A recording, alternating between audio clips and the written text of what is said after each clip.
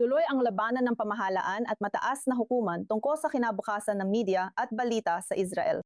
Pansamantalang pinigilan ng mataas na hukuman ng Israel ang kontrobersyong na batas sa reforma sa media na ipinasa ng Knesset nitong nakaraang linggo. Layunin ng batas na ibigay sa Estado ang kontrol sa TV networks na nagdulot ng matinding alitang konstitusyonal bago ang pambansang halalan sa Oktubre. Kabilang sa batas ang pagtanggal ng paghihiwalay ng mga may-ari ng channel at newsroom na karaniwan sa mga bansang may malayang pamamahayag. Dahil dito, maaring impluensyahan o diktahan ng mga may-ari ang balita. Layunin nitong alisin ang pondo ng independenteng pampublikong broadcaster na CAN at palitan ang mga independenteng tagapagbantay sa media ng bagong konsehong itatalaga ng mga politiko. Ipinatigil ng Korte Suprema ang batas dahil maaari itong magdulot ng permanenteng pinsala sa demokrasya bago ang eleksyon. Inaasa ang sasagot ang gobyerno sa loob ng isang linggo. Makakasama natin ngayon si Amir Weidman, pinuno ng Libertarian Caucus ng Likud Party. Maraming salamat sa pagsama sa amin dito sa napaka-kontrobersyal na paksang ito. Bakit natin nakikita na itinutulak ito ngayon sa mga huling buwan bago ang eleksyon? Kailangan kong sabihin na mali talaga ang pagkakalahad mo ng batas na ito. Paumanhin, pero 100% mali ito. Hindi lang ito mali, kundi kabaligtaran pa nga ng totoong nangyayari. Ito ay, Nakakagulat. baka maaari mong ipaliwanag sa amin kung paano nga iyon. Ipapaliwanag ko pero nakakagulat na ang media mismo ang nagsasabing ang pagbubukas ng merkado, deregulasyon at kalayaan ng bawat isa ay parang sentralisadong kontrol ng gobyerno sa media. Nakakagulat talaga kung paano mo ito ipinresenta at ako rin ang nagpresenta nito. Wala akong masabi. Simple lang ang katotohanan. Ang ginagawa ng batas na ito ay eksaktong kabaligtaran. Pinapayagan nito magbukas ang kahit sino ng malaya, halos walang regulasyon ng anumang media ayon sa gusto nila at magagawa nila ang kahit anong gusto nila. At yan mismo ang ibig sabihin ng kalayaan. Hindi ang gobyerno ang gumagawa ng mga patakaran, regulasyon at content ayon sa gusto nila at ipinipilit ito sa media, kundi ang mga media outlet ang gagawa ng gusto nila, kontrolado man nila o hindi. Hindi iyon mahalaga.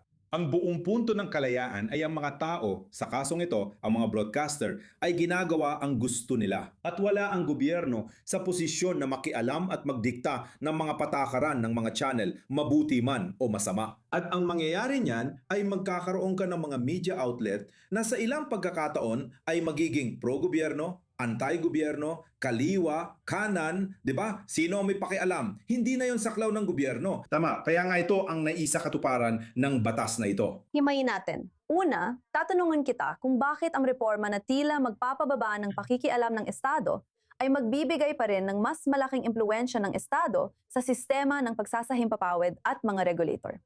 Papasok ang mga politiko. Ang gobyerno dahil titigil na ang regulator sa pagre-regulate. Iyan mismo ang punto. Magiging ngunit binibigyan mo ng mas marami pa. Binibigyan mo sila ng mas maraming regulasyon. Sa totoo lang, hindi naman yan mahalaga.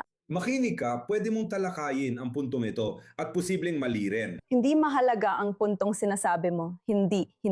Kapag sobra ang kapangyarihan ng regulator. Na magre-regulate ng media. Tiyak na. Iyan mismo yon.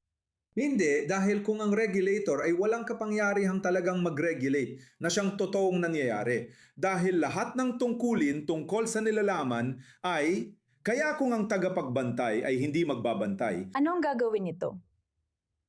alis wala. Ang totoo sa puntong ito, Kaya tinatanggal mo ang mga independent na media watchdog at pinapalitan ng isang regulatory body na hindi naman magre-regulate. Kaya walang magiging regulasyon. hindi nireregula ang media ngayon. Ayon sa kasalukuyang batas, halos wala nang ginagawa ang regulatory body. At ngayon, kung anumang kaunting regulasyon ang natitira, magkakaroon ng impluensyang politikal dahil may mga kinatawan sa body na ito na itatalaga ng mga politiko. Ano mayon? Kung walang kapangyarihan ng regulator, bakit natin ito papansinin? Gets mo ba? Hindi ito mahalaga. Kaya ang mga tao ngayon, kung tatanungin mo ako ng personal, sa tingin ko, sang-ayon ako sa'yo na hindi naman talaga ito kailangan. Okay, para sa akin, ayos lang na iwan ang dating ahensya gaya ng dati. Pero hindi naman ito talaga pangalawa. Isa lang itong tersyaryong issue dahil ang mahalaga ay wala ng kapangyarihan ng regulator na yon. Hindi na mahalaga kung sino ang namumuno sa regulasyon. Kung halos wala nang natitirang regulasyon, iyon ang punto. At dahil dito, ang mangyayari ay magkakaroon tayo ng mas bukas na media kung saan halos kahit sino ay pwedeng gawin ang gusto nila kumpara sa ngayon. At iyan mismo ang gusto nating makamit. Minan, perpekto ba ang reforma? Hindi ito perpekto. Sumasang-ayon ako. May ilang issue, pero muli, napakaliit lang ng mga ito. Nasa gilid lang sila. Hindi ganoon kahalaga. Dapat ba nating alisin ito sa hinaharap? Malamang, pero hindi naman ito mahalaga. Parang inaasikaso pa natin ang 1% ng problema matapos malutas ang 70% nito. Nandun tayo ngayon. Sige, Amir Widman, maraming salamat sa pagpunta at pagbabahagi ng iyong pananaw. Pinahahalagahan namin ito. Salamat!